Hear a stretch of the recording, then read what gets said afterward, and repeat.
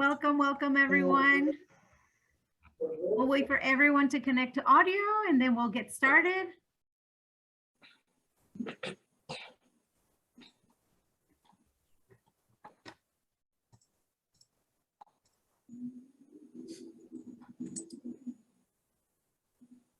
we just have a few more attendees to connect to audio and then we'll be able to begin.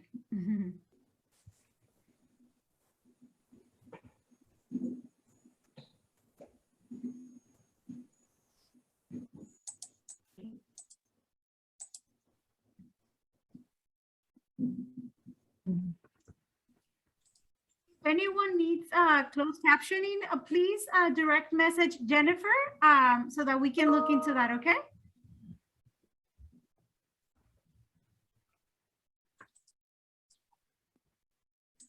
Again, if you need closed captioning, just send a direct message to Jennifer in the room, Jennifer Struggle.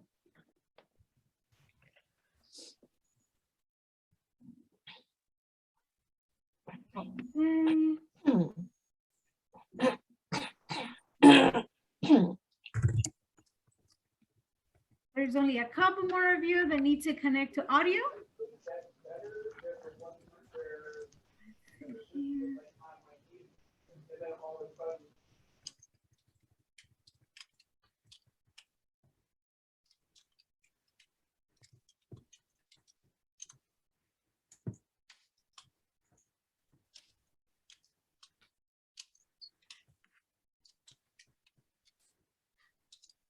Okay, I think we're gonna go ahead and get started just to make sure we don't fall behind on schedule since it's a very tight agenda, right? And we have quite a few things to discuss and share with you all. So first of all, welcome everyone to this session. Thank you so much for joining us today. This is our session, Aiming for Completion, Cultivating a Transfer Sending Culture at the Community College. My name is Lupita Jimenez, and I currently work at Mount San Antonio College as a transfer specialist and adjunct counselor. And I have been working with and on behalf of transfer students for over 8 years now. Hi, everyone. My name is Alana Bachor. I'm counseling faculty and the new GPS mapper for Mount San Antonio College, which we lovingly call Mount SAC.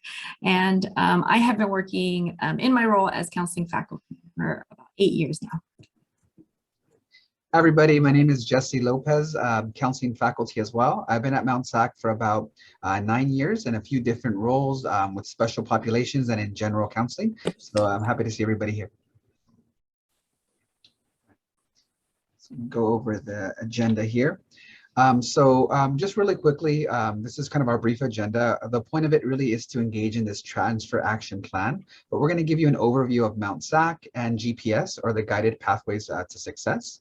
We're going to talk about how you can engage faculty and how we've done it at Mount SAC, staff and administrators in the transfer advocacy. And like I said, we're really going to try to engage in this transfer action plan.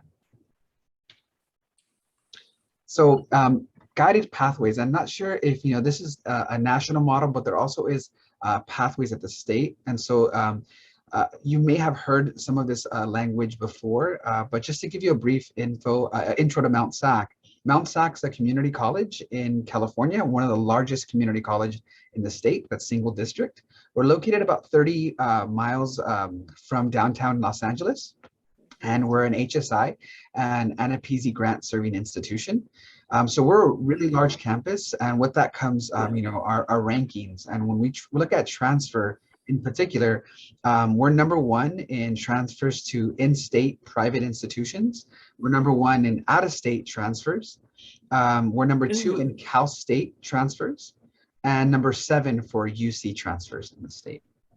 And so we're one of the first colleges to really join the American Association of Community Colleges, their National Guided Pathways model.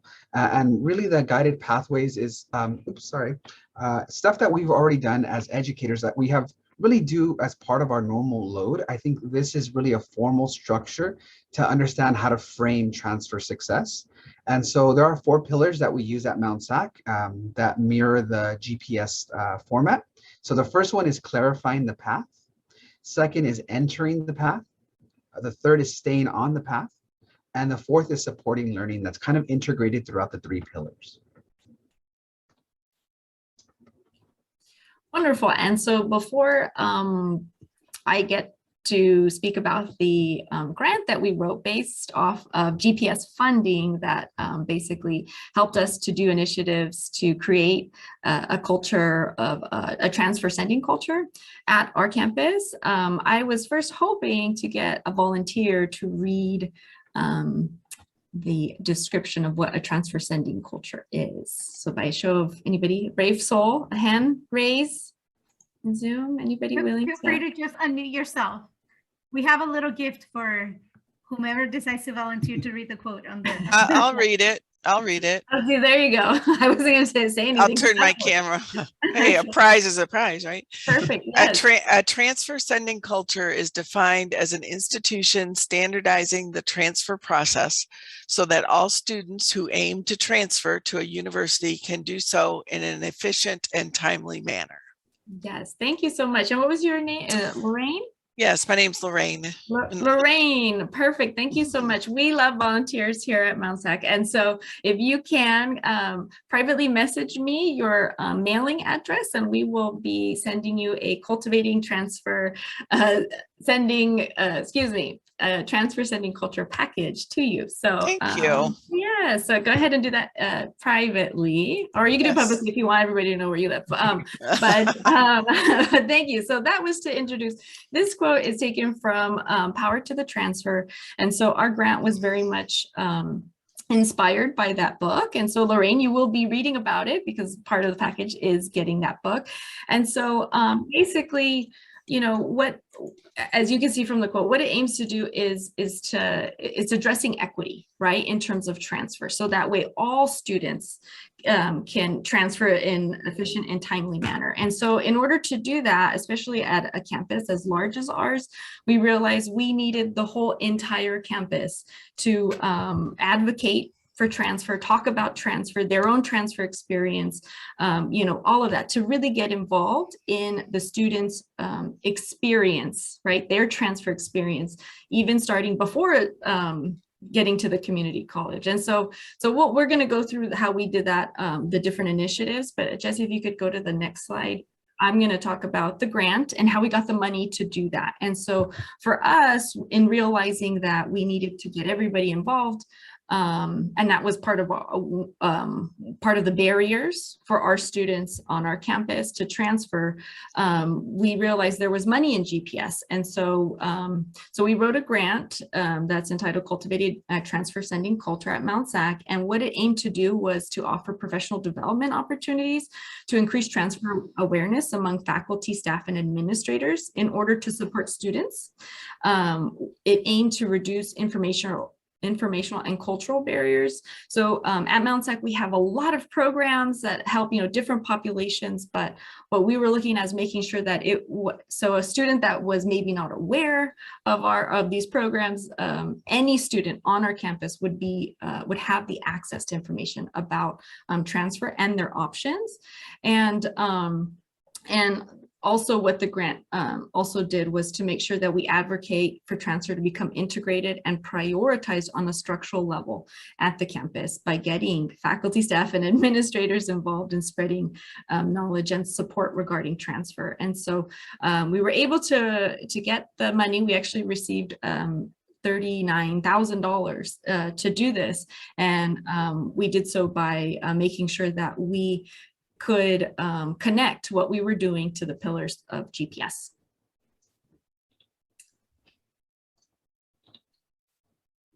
And as Alana mentioned, the goal of the grant was more than anything to engage our faculty, staff, and administrators, right, in this transfer effort.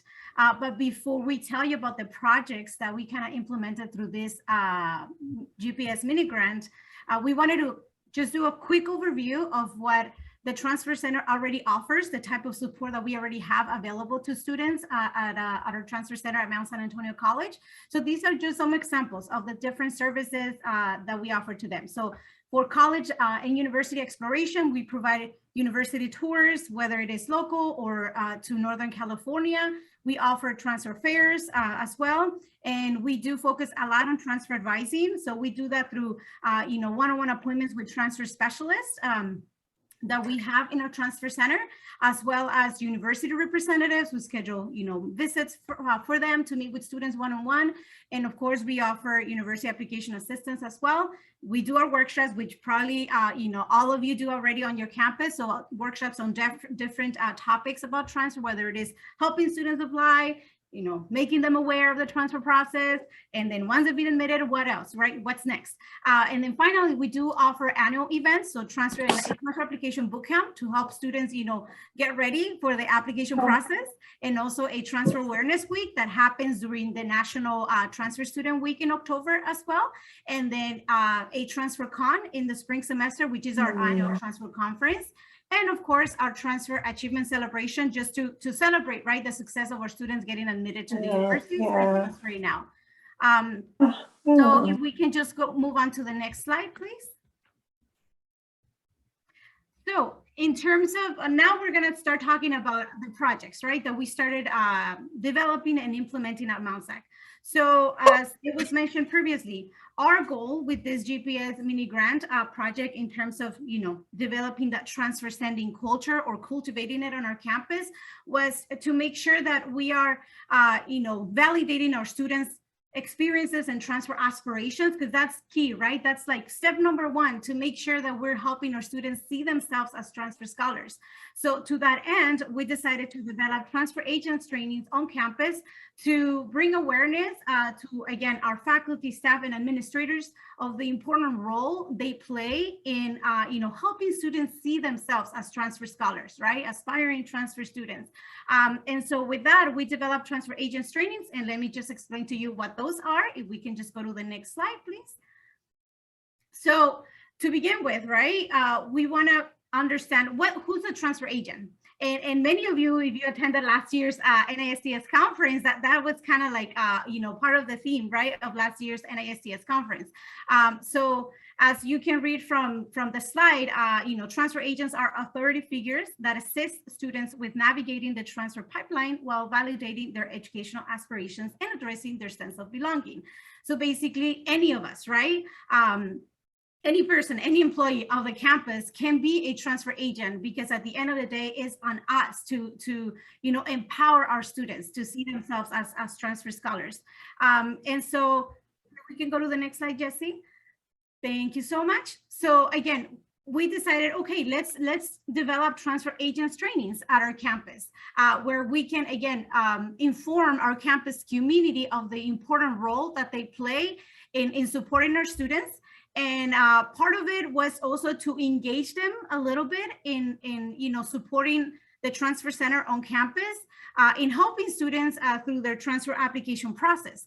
So part of the some of the components of the transfer agents trainings included doing an overview of what a transfer sending culture is, like the definition for that, and again, the role as transfer agents and why we need transfer agents, right, on campus.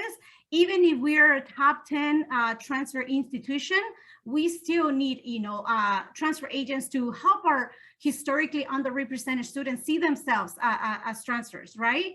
Because as we know, for many of our students in community colleges, this is, their last chance, right, to be able to access a university education, so through the transfer process. So part of engaging our campus community was also training them on providing personal statement review and feedback for our students, those applying to the University of California or private schools offering or that require personal statements on their application. So that's kind of what the training was. And of course, we send out a campus-wide email communication to encourage the campus community to participate in this. These trainings actually happened during the Transfer Awareness Week in October. And we did end up, enlisting over 50 faculty, staff, and administrators who helped us, volunteer with us at the Transfer Center to help students with their transfer applications. This started in fall 2020, and then we just had it again 2021, and we plan to continue these types of trainings because from the feedback that we got from the participants, they really wanted to continue to volunteer, and they came back this year as well, and they just think that it's a very important aspect of the Transfer Center providing this to again engage the entire community on this dialogue. So we can just move on to the next slide.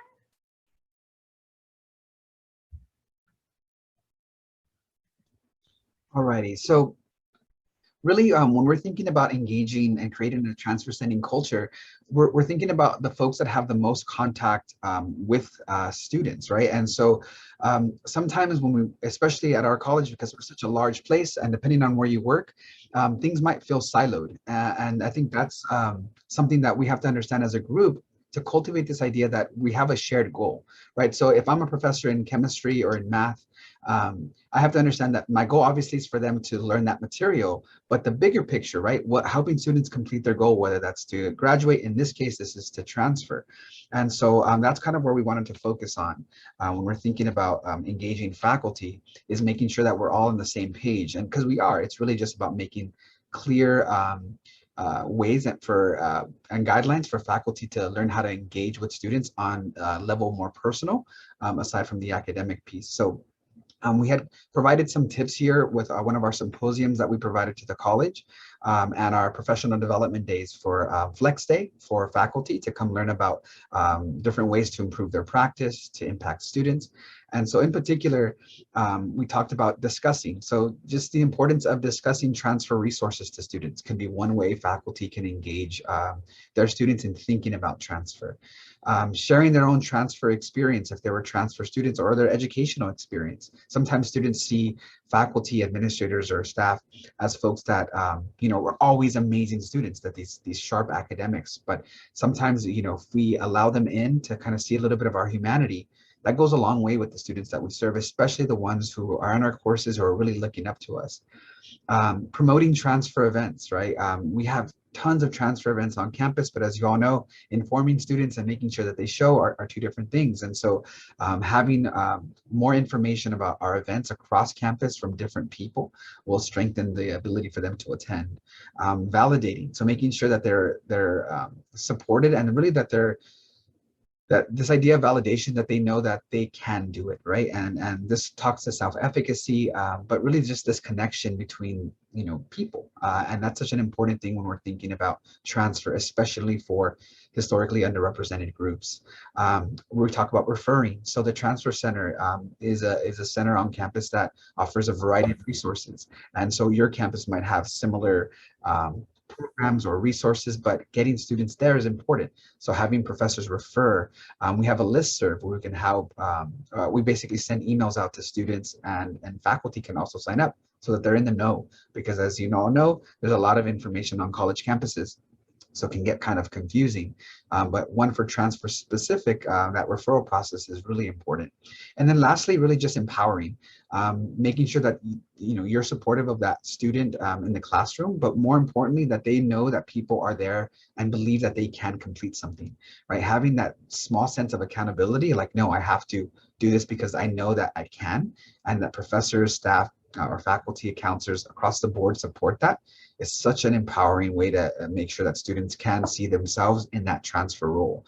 And it really is just to make sure that the barriers that exist, right, whether they're personal, resource-based, informational, that we try to eliminate as much of those as possible by ensuring that we can get folks that have direct contact, in this case, the faculty, really some basic tools that can make a large difference as they're helping students. And so before we move on, I did see two questions in the chat, and I think one probably Lupita would be able to answer. Lorraine asked, tell us more about the transfer listserv and how it is managed. Yes, thank you for the two great questions in the chat. So in regards to the listserv, So basically, we just, posted on our website. Everyone is welcome to subscribe to that, especially students, right? It's targeted for students, but we also encourage the faculty, staff, and administrators, and anyone interested in receiving the communication from the Transfer Center to sign up for that listserv. So we send students probably like on average. We try to not send too many messages through the listserv, but we probably send like an average of 5 to 6 emails a month. So that's how we communicate, okay, activities of the Transfer Center, important upcoming events, deadlines, right? Applications, when deadlines have been extended and things like that, just everything in regards to transfer. This is like the best way that, or not best way, but like one of the ways that we communicate with students in regards to everything that's going on, on campus about transfer. So everyone is welcome to subscribe to that listserv actually. So we put it on our website, and then we encourage our counseling faculty and the rest of our community to also sign up, not just students. Thank you for that question, Lorraine. And then the second question from Kara, did you face any challenges, resistance in creating the transfer sending culture in an environment that is historically designed to put students directly into the workforce? Well, Alana, did you want to? Yeah, I can actually, speak about that. So one of the things that we did do that we're not highlighting here just because, the sake of time, our campus actually did podcasts that were focused on the associate degrees for transfer. So at our school, we had the podcast, and we had students basically in the programs interview the professors. But what this really helped with was having students see what kind of education they needed in terms the careers that they want to get into. And so what we're doing on our campus is really trying to integrate both. And so, some of the goals, especially at a community college, completion is the goal for that associate degree to enter the workforce. And so what we're trying to do is make sure that we are in collaboration with our career education folks. And so one of the projects that came out of that was those podcasts. And so that way students could actually see, like I said, the education that was needed. But for the most part, the committees that I've been on that are working with our CT area, career and technical education, they've been really supportive in that. In fact, even our non-credit side of campus is very large, and we had some of them volunteer and have been wearing the transfer agent shirts. And so luckily we haven't seen any resistance. They've actually been willing to, because it goes hand in hand. Students want to know about education and mobility within the career. So hopefully that helps. And hopefully you're not, you don't find any challenges at your campus. And I just included the link in the chat to our Mountie podcast, the Magic Mountie podcast, that's what we call it. And that's where you can see all of these different episodes in regards to transfer, in regards to associate's degree for transfer, and all of those different initiatives that we're also talking about, and much more in there. And then just to finalize, I guess, the answer to the question, I also want to highlight that, yes, our campus has been very lucky to receive the support needed to implement all of these initiatives from our college president. From day one, when we introduced the project idea that Alana is about to tell you about, he was supportive since day one, and he showed up and also to do a welcome and was there. And we also received support from our Board of Trustees members. They showed up to our transfer agents trainings and supported students with their giving feedback on their personal statements. So that is major. I guess in this case, we got very lucky, right? That we received that support from our administrators, because that's key. When they get involved and they really, get engaged in these types of projects and initiatives, that sends a strong message to our community and to our students, right? That the college cares, and that we can work together as a team to make it better. But yeah, I'll give it now to Alana. And so, so the last project that we wanted to highlight, and that hopefully is giving you some ideas of what you can do on your campuses, is we did our first ever transfer symposium 2021. And so next slide, please, Jesse. So what we did was basically, what we wanted to do was do it in person, but it was held virtually for 4 hours. And what we wanted to do was basically engage everybody. Any employee of Mount SAC was invited, and we wanted to have a discussion about transfer as a pathway to equity in education. And so part of the day, we had our data specialists talk about the transfer state of Mount SAC and looking at our numbers and the different populations of students that we have on our campus. Then we did have our Mounties. We had current Mounties that were in the process of transferring, and we had our alumni come back and talk about their transfer experience and what helped them and what we did well as a campus, and then also what other things that they would recommend that we do, as a campus for our students that are transferring out. And then we also were able to have the authors of Power to the Transfer come in and talk about how we can partner cultivating a transfer sending culture from the community college. Their book focuses a lot on creating a receptive culture, and so ideas on how at the community college level what we can do in terms of partnering with those four-year institutions. And so it was a really great day. We had about 100 people show up to this event, and so we're hoping to continue it and just institutionalize this as an event that happens every fall, so that way it's not an anomaly. It's something that we just institutionalize on campus, and so that way transfer is constantly being talked about, especially for us in the high time of fall where students are transferring, because believe it or not, there's students will complete all their requirements and then not know that what the application days are. And so we're trying to make sure that doesn't happen to any of our students. And so I think that was it. Did anybody have any questions about the transfer symposium? Oh, I did want to say one thing, that we did use our professional development office to create this, and it was surprisingly easy. We gave them all the information. They did all the advertising for us, sending out the campus-wide emails. They set up everything on Zoom. And so I don't know if your campuses have an office like this, but if they do and you're looking to replicate this type of event, I would definitely look into them first, because they were extremely helpful. And we also wrote so that way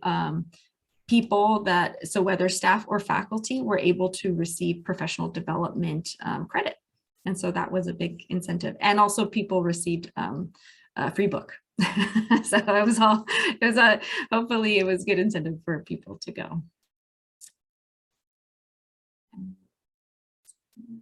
And I think there was a question. Yes, I just answered it in the chat.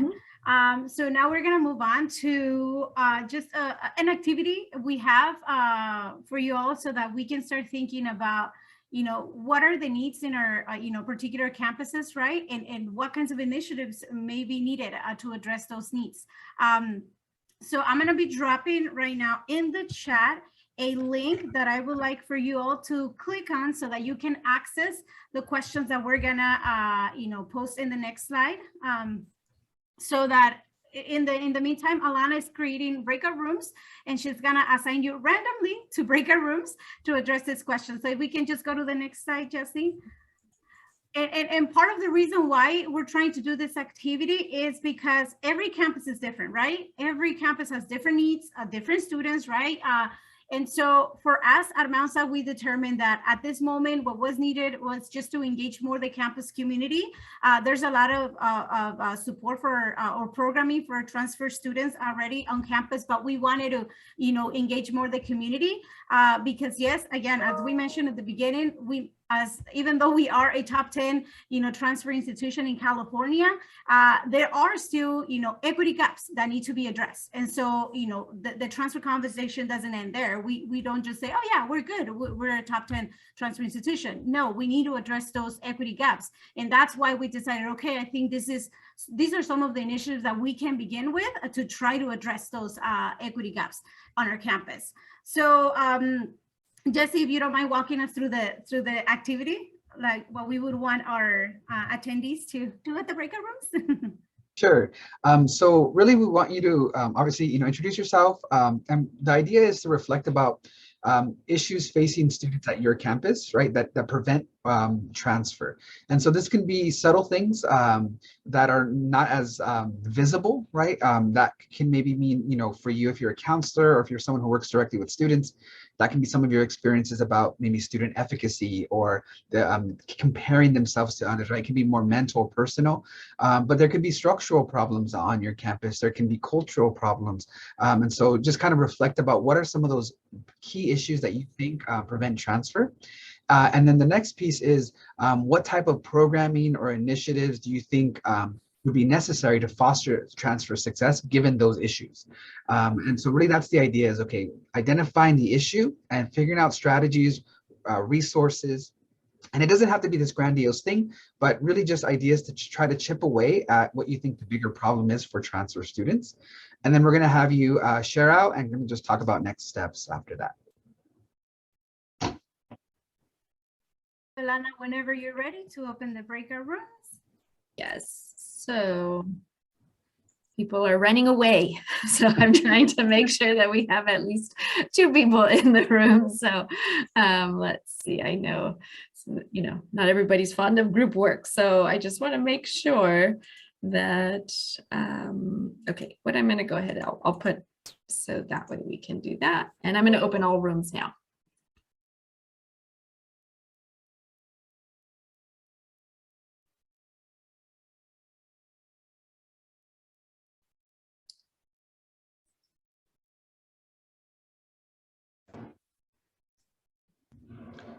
I'm supposed to. Okay, so again, welcome back and thank you all for sharing in your breakout rooms and engaging in conversations. Now we'd like to hear about the conversations that happen in those breakout rooms and what everyone is thinking of what could be implemented in your campuses, because we can all feed from each other, right? And hear great ideas that perhaps we didn't think that could be done in our campus, and now someone brings up great ideas. So we would like to hear from you. If anyone would like to share some of the conversations that happen in your rooms, that'll be amazing. And as Alana shared earlier, we love volunteers and we love collaboration. So anyone who would like to volunteer and share, again, their conversations, we'll be happy to send them what we call a transfer sending culture package. We'll be mailing it to you. And of course, as you participate, make sure to just send a direct message to Alana with your mailing address where you want us to send you that. Just direct message, that way we don't share your personal information. But okay, so anyone who would like to go first, who would like to share? I'm sure there were interesting conversations in your rooms. I could go. So I was in a room with Dana and Coet. I apologize if I'm not pronouncing that correctly. And one of the things we talked about was kind of this network of policies, transfer policies between universities, and how it affects the transferability of something like a straighter line or a massive online open course, and whether or not, or even certificate credit, whether or not that's accepted by one or another university or college, and how that's not transparent to students, that's not going to be accepted by someone else or another university because of certification or accreditation information or different policy reasons. But that type of thing creates this like network of policies that's not transparent, and students don't really have access to that. So they don't know until they get to the university, like, oh, this university is not going to accept my certification in this, or isn't going to, give me the same credit for my work experience. And so those kinds of things aren't really even, I don't know if they're transfer credit questions from some universities' perspective, so it's hard to talk about it. So one thing that Dana talked about was that at her university or her college system, they create incentives for faculty to actually review certification and other straighter line, even course information, and see if they can give it combining that with like evaluation procedures for students to establish that they have the skills and experience they need to actually accept that as credit. And that's a really, from my perspective, really novel approach that we hadn't thought about. So that's just a, brief overview of what we talked about.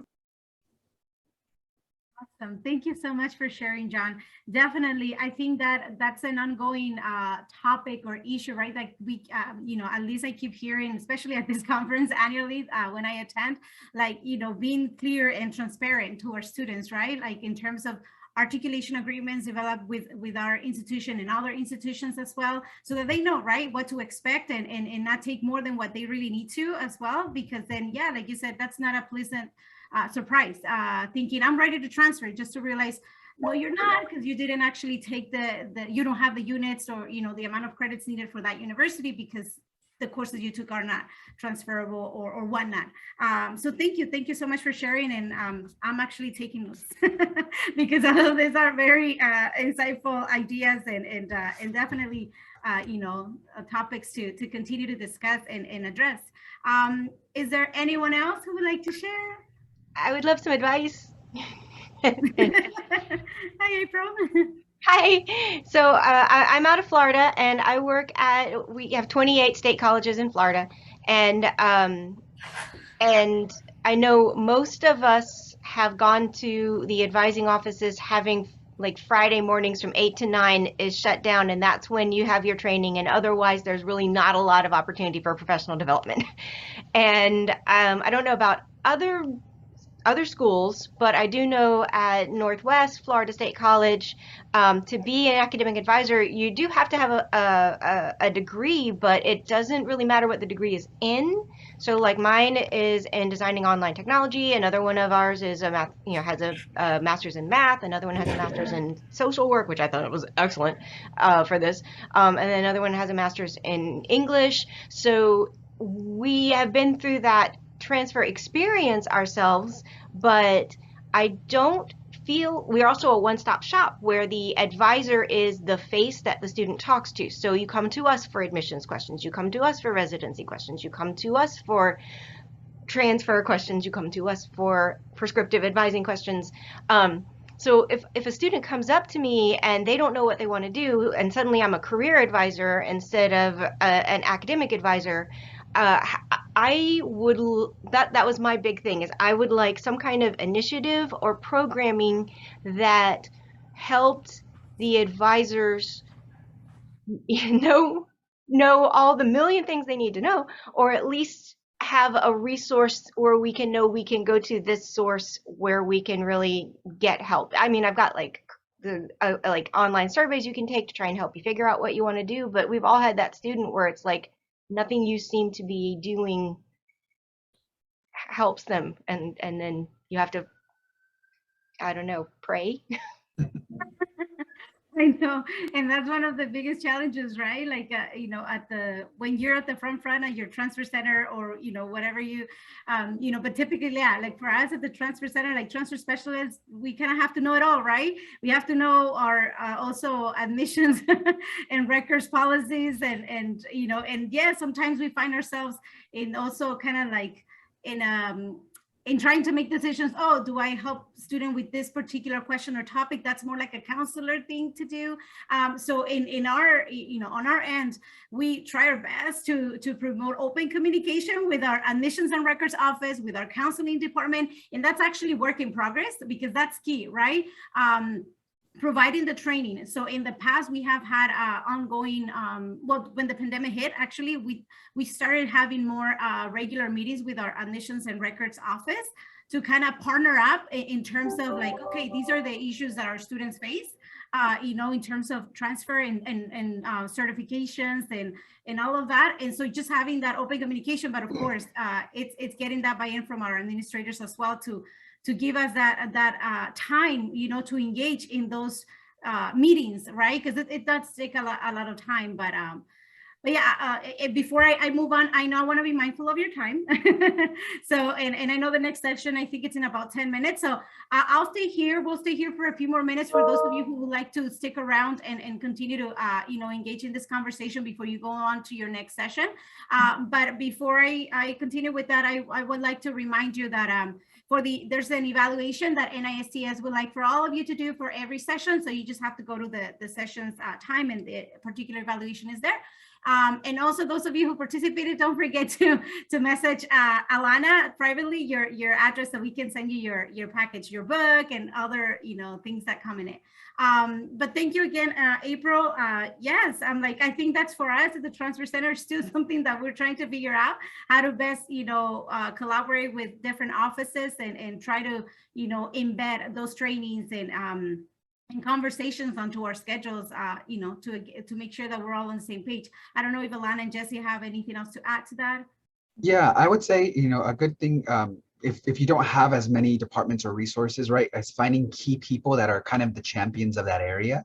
I think we found that when we first started working at Mount SAC, in our small group of figuring out how do we have students who ask us these questions, but we may not have the exact answer or even skill yet, right? Especially for myself, who had started in a different role before, but finding key people in each area to help facilitate, almost like a liaison, was a really helpful way to kind of start that process. And then even further on the faculty side, we have like faculty toolkits that are developed. They're kind of these hubs that you can access online with information. So for instance, for our own classes, we have that for the classes we teach, so we can share information across the board of different tools, scenarios. And then the last thing I would say is even looking to create a committee or a task force that kind of does cross training to help you with certain topics. I know career is a big one and it's going to continue to be. So having discussions about like maybe the MBTI or the strong interest inventory, or how do you get these tools without funding, and so different ways to be able to look at career. And it's really just being creative with activities and dialoguing, but having that as an initial starting point. A small committee can kind of work to create those contacts or liaison points, and then hopefully work to create maybe even toolkits for folks to assess on the go. But I think that's a good starting point, getting people that have a shared interest, and then from there kind of reaching out and building forward. And that's what we've done at a small scale at Mount SAC that's grown every year. Definitely. Thank you, Jesse. And Lorraine, would you like to? Yeah, I just wanted to tag on here, and I just sent my email to April so we can talk offline. But one of the things that we do to create partnership and collaboration across other departments is we host every Thursday morning and afternoon an hour and 15-minute session called Hot Topics. And anybody on the campus can come to Hot Topics, and it covers everything from soup to nuts. We have faculty present, we have financial aid, we have records and registration, enrollment services, admissions, advising. Anybody who wants to put information out there for the campus community can be a guest speaker. And that, in fact, since we've gone remote, or have been working remotely due to COVID, the attendance at Hot Topics has tripled. The session ended and she was still talking and it just turned off.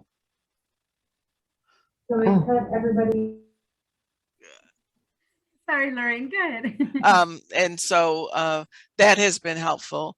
I also have created a faculty advisory board for advising, and because we found that partnering with faculty is sometimes troublesome. Jesse, I think, mentioned silos earlier, and to break down those silos, I've invited faculty to engage with the advising team on a regular basis through those committee meetings and involving them in initiatives that we want to do in advising to create some collaboration, and it has really been successful. In fact, I submitted a proposal to present on it at NICADA in October. So hopefully, maybe I'll see you at my session. Yay! Thank you for sharing, Lorraine. That's awesome. Well, okay, well, I don't want to hold anybody else any longer here, but maybe any final thoughts, any final questions or ideas? I mean, we're just here, right, facilitating this session, but I'm sure many of you have wonderful things going on your campus. So maybe if anyone wants to share anything just to close this up. If not, that's okay.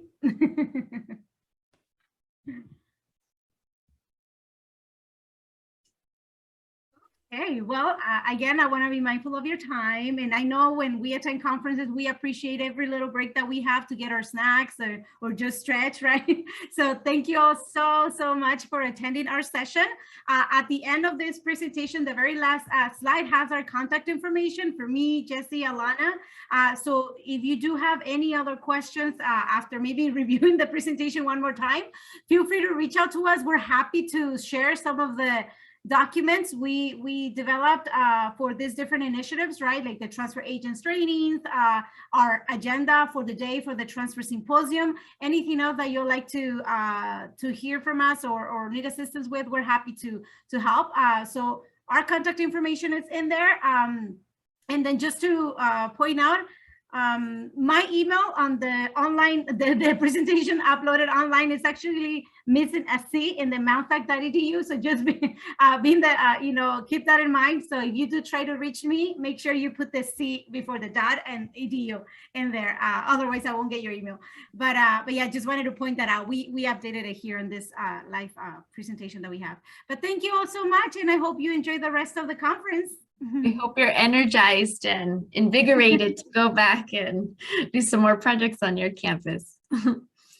Thank you, everyone. Have a beautiful day.